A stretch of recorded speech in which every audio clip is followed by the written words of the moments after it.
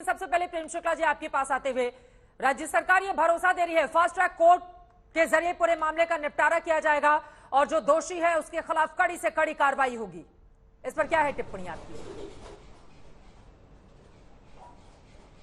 देखिए, जब राज्य सरकार ने अंकिता की हत्या में सक्रिय सहभागिता कर ली, जब राज्य सरकार द्वारा पदस्थापित वहां के करप्ट और विकृत पुलिस अधिकारी ने हत्या को अंजाम देने के लिए शाहरुख को पूरा अवसर दिया, पुलिस कंप्लेंट करने के बाद भी शाहरुख जैसे अपराधी के खिलाफ कार्रवाई नहीं की गई, उसके बाद जब अंकिता जली तो उसको जिस तरह से इलाज आवश्यकता अनुकूल दिया जाना चाहिए था वो इलाज उसको उपलब्ध नहीं कराया गया।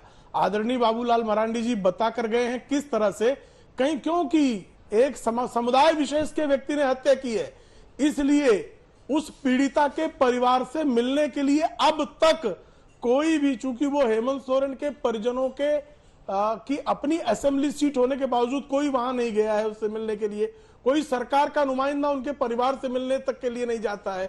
और जिस अधिकारी के खिलाफ आपराधिक कार्रवाई होनी चाहिए, जो अपराधियों से संलिप्तता है, उसके खिलाफ तो आर्टिकल 311 जो संविधान की धारा है जिसके तहत इस तरह से अपराधियों से मिलकर आपराधिक गतिविधियों में संलिप्त सरकारी कर्मचारियों और पुलिस अधिकारियों को तत्काल जो है निष्कासित किया जाना चाहिए।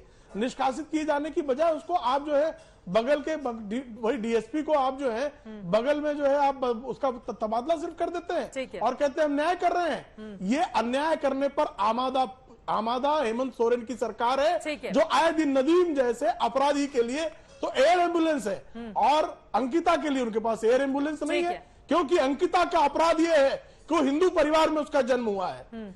अब मैं जवाब ले लेती हूँ। सुप्रिया श्रीनेत जी सीधे आपके पास आते हुए, मोहम्मद मांझी जी उसके बाद में फौरन आपके पास आऊंगी। सुप्रिया श्रीनेत जी, सवाल ये भी पूछे जा रहे हैं कि जब हाथरस का मामला सामने आता है तो कांग्रेस के बड़े बड़े नेता वहां पर पहुंच जाते हैं और आपके ही समर्थन से चलने वाली सरकार के मुख्यमंत्री के गृह जिले में इस तरह का मामला सामने आता है और अब तक सरकार का एक नुमाइंदा भी नहीं पहुंचा है इस भरोसे के साथ कि पीड़ित परिवार को न्याय मिलेगा। सुप्रिया जी,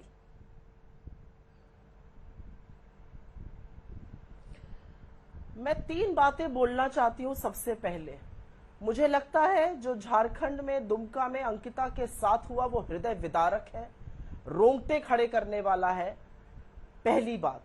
और इसकी जितनी भर्त्सना जितनी निंदा की जाए कम है। ये अंकिता या शाहरुख ने, ये देश की एक बेटी के साथ ऐसा लगातार हर 16 मिनट पर होता है, वो खतरनाक है। दूसरी बात मैं बोलना चाहती हूं, जिस तरह से वो लड़का हंस रहा है, विभत्स हंसी, उसको ईश्वर करे कानून ऐसी सजा दे कि ऐसा करने वालों की रूह कांप जाए। उसकी विभत्स हंसी, ये हौसला कहां से आता है, ये मैं बोलना चाहती हूं। और तीसरी और अंतिम बात मैं ये जरूर बोलना चाहती हूं कि ये हुआ, उसके बाद सरकार ने जो कार्यवाही करी, चाहे वो फास्ट ट्रैक कोर्ट हो, चाहे वो 4 घंटे में एफआईआर हो, चाहे वो तबादला हो वहां के डीएसपी का, वो अपनी जगह है। लेकिन असल बात यह है कि इन लोगों के अंदर यह हौसला आता कहां से है, ये आउटरेज, ये आक्रोश हर बार क्यों नहीं होता है? क्या हाथरस और क्या दुमका, क्या बिल्किस बानो, आज जो लोग, मैं पूछना चाहती हूं, इस लड़के को हो सकता है, लगता हो 14 साल बाद 15 साल बाद ये भी निकल जाएगा, इसको भी माला पहना के लड्डू खिलाया जाएगा। ये भी, इसने भी वही हरकत करी है जो गुजरात के रेपिस्ट ने करी थी, उनको संस्कार ही बता दिया गया। ये आक्रोश हर व्यक्ति के लिए होना है, ये आक्रोश हिंदुस्तान की हर लड़की के लिए होना है, चाहे उसका नाम बिल्किस हो और चाहे उसका नाम अंकिता हो।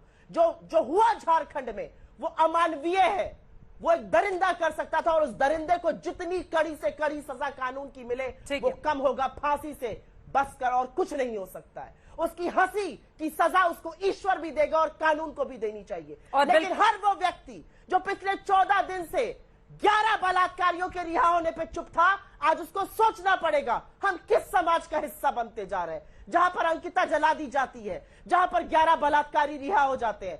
एडीजी लेवल का अधिकारी यहां पर जांच कर रहा है झारखंड में।